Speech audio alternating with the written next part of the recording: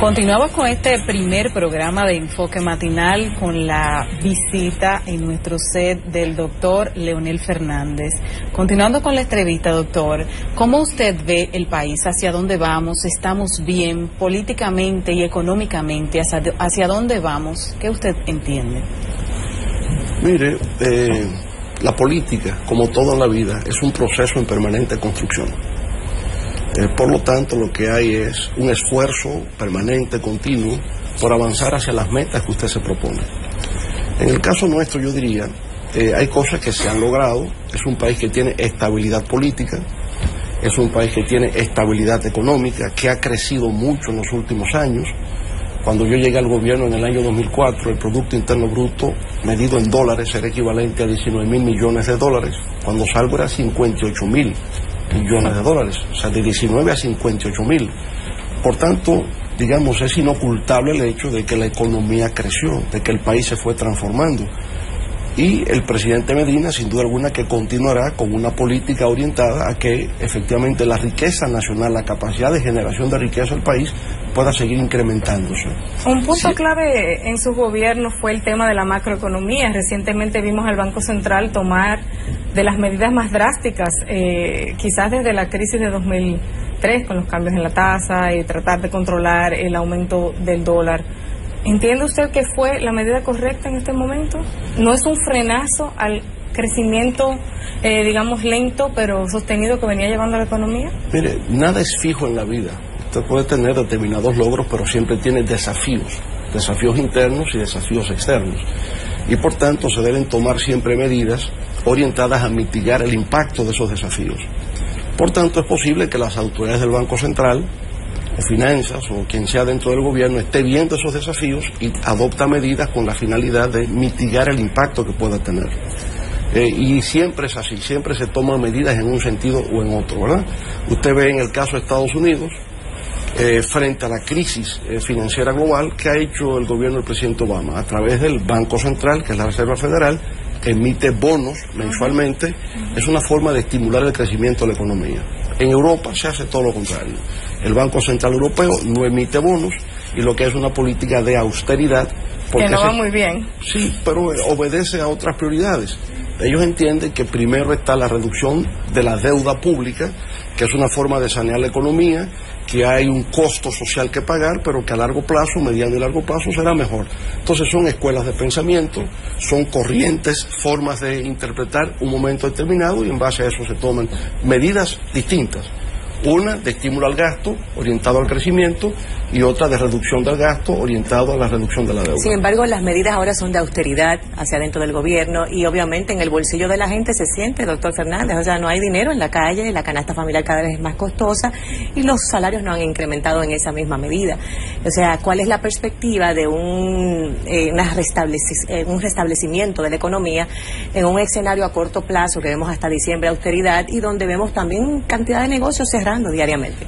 Porque recuerden que lo prioritario siempre es evitar la desestabilización de los indicadores macroeconómicos. Y por lo tanto, un gobierno en un momento dado tiene que tomar medidas macroeconómicas y precautorias con respecto a lo que sienten como una amenaza, un desafío o un reto. Claro. Luego eso se supera tomando otras medidas en dirección contraria. Va a depender siempre del momento y lo que las autoridades de turno estén observando en un momento determinado. Y usted que tiene tanta experiencia, ¿qué ve venir? ¿Cómo lo prevé? ¿Qué podemos esperar los dominicanos de aquí a final de año, quizás inicie el primer cuatrimestre del 2014? Bueno, el gobierno ha tomado la medida de establecer medidas de regulación del gasto. Lo ha dicho el presidente Medina.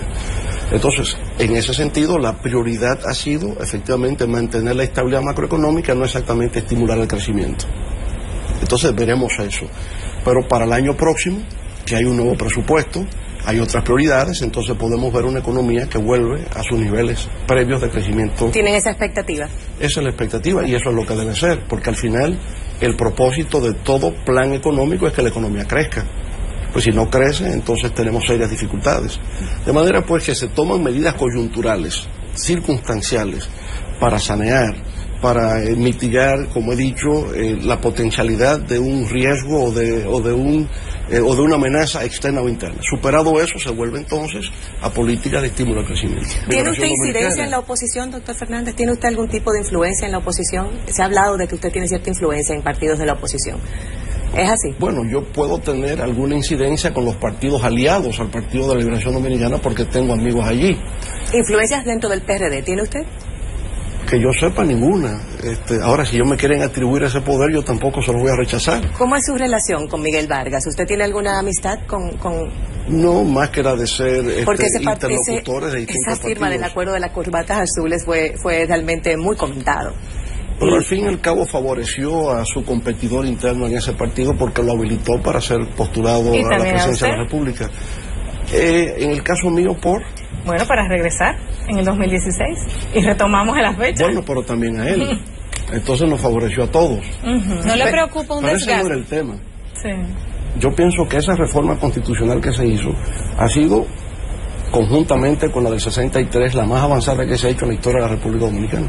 Pero eso es un tema obviamente que no se puede obviar en un país tan presidencialista y tan enfocado en el tema y al que tanto le han costado los movimientos por las elecciones. El error de la reforma del 2002, tan precipitada y tan atropellante, porque lo que había antes era un periodo, brincar a lo que se ha vuelto. Pero mi convicción siempre era 2 periodos. Yo creo que 2 periodos consecutivos, como en Estados Unidos. Como en Estados Unidos. Eso es lo que yo siempre he creído y por la experiencia vivida me parece que es más así. No se quiso, pero en todo caso no se descarta la posibilidad de que un expresidente pueda volver. Entonces, ¿se da usted por satisfecho con esos 2 periodos consecutivos que tuvo en su última... No estaba tan satisfecho porque... Satisfecho en el sentido de los logros alcanzados. Usted dice que está satisfecho, que le parece que la fórmula correcta son 2 periodos consecutivos y un retiro total. No he dicho que sea un retiro total. Entonces lo interpreté mal. Sí, 2 periodos consecutivos y la posibilidad del retorno. El modelo brasileño. El modelo brasileño. Porque en Estados Unidos son 2 periodos y ya. 2 periodos, eso vino después de la Segunda Guerra Mundial, que lo limitaron a 2 periodos. Porque recuerde que Franklin Delano Roosevelt tuvo 4 periodos consecutivos. Y eso se estableció más bien por un hábito que estableció Washington, que fue el primer presidente, no solo de Estados Unidos, del mundo, porque la presidencia como institución no existía más que cuando se forman los Estados Unidos. Antes teníamos las monarquías. Se estableció la presidencia como institución de poder. Él decidió, luego de 2 periodos, retirarse, pero la Constitución no lo limitaba. ¿Es adictiva la presidencia? Porque veo que el que ha sido presidente no quiere soltar esa banda, esa silla. ¿Es adictiva? Yo diría, si ustedes son periodistas, ustedes quieren ser siempre periodistas. El que es médico quiere ser siempre médico. Es un asunto de pasión. Es una carrera, es una profesión. La política es una profesión. ¿Del PLD no le preocupa tanto poder, tantos presidentes, esa proyección de la que usted habla? ¿No le preocupa un desgaste del partido? O que internamente se erosione esa unidad de un partido que en algún momento fue un partido de cuadros, ya un partido masificado hoy día, que se cocine en su propia salsa. No, yo pienso que si existe una institucionalidad organizacional, si hay reglas de juego claras en el partido, es un tema de mayoría y minoría, y por tanto la democracia debe prevalecer.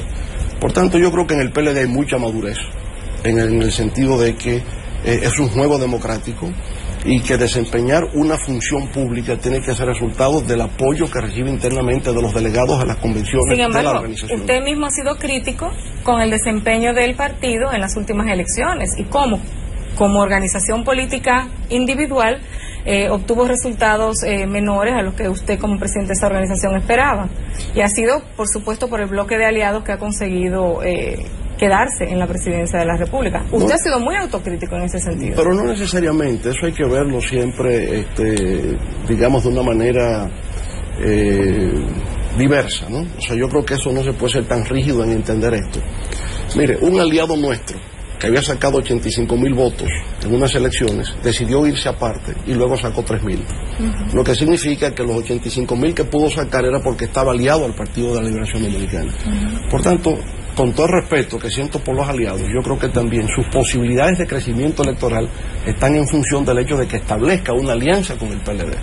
No es lo mismo estar aliado que no estar aliado. O sea que estamos en un bipartidismo ya que difícilmente pueda cambiar. Estamos en un bipartidismo. Yo creo que hay 2 fuerzas políticas fundamentales en la República Dominicana hoy día, y una tercera fuerza, que es el Partido Reformista Social Cristiano, que ha estado debilitándose luego de la salida del escenario del doctor Joaquín Balaguer, pero que todavía está presente y que tiene una importancia. Pero está muy aliado con el PLD, el Partido Reformista. Sí, pero que su importancia radica en que al tener un sistema de votación de mayoría absoluta, de 50+1, aunque te represente el 6% de los votos, es una fuerza que va a gravitar, porque dependiendo por dónde se inclina, puede terminar unos resultados electorales. Doctor Fernández, usted hablaba de esa vocación, ese espíritu de servicio que tiene un estadista, que tiene un político y una persona que aspira a la presidencia, y ese buscar el bien común y la mejoría de un país. ¿Cree usted que el país mejora cuando un solo partido es, todos los años, o sea, en todos los periodos eleccionarios, es nueva vez escogido y no hay quizás esa alternatividad de poder y ese un poco balance de fuerzas opositoras? Pero que si ese partido sigue es porque lo ha decidido democráticamente el pueblo, y si lo ha decidido mayoritariamente democráticamente el pueblo es porque quiere que ese partido siga. Por tanto, yo creo que efectivamente, siempre que no se quebrante el juego democrático y el pueblo lo decide, me parece bien. ¿Va o no va? Porque... sí, eso diga, lo que todo el mundo quiere saber. ¿Va o no va el doctor Leonel Fernández para 2016? Al año 2016 es una eternidad lo que falta. Eternidad, eso está a la vuelta de la esquina. En términos políticos eso es una eternidad.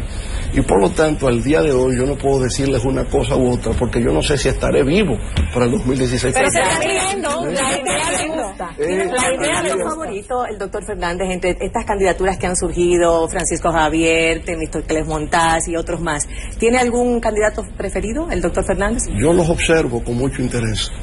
El favorito se está sonriendo ahora mismo. ¿Por qué los observa usted, doctor Fernández? Porque siempre el político tiene que observar cómo se produce el hecho político, el fenómeno político. ¿Le gusta el ajedrez político a usted?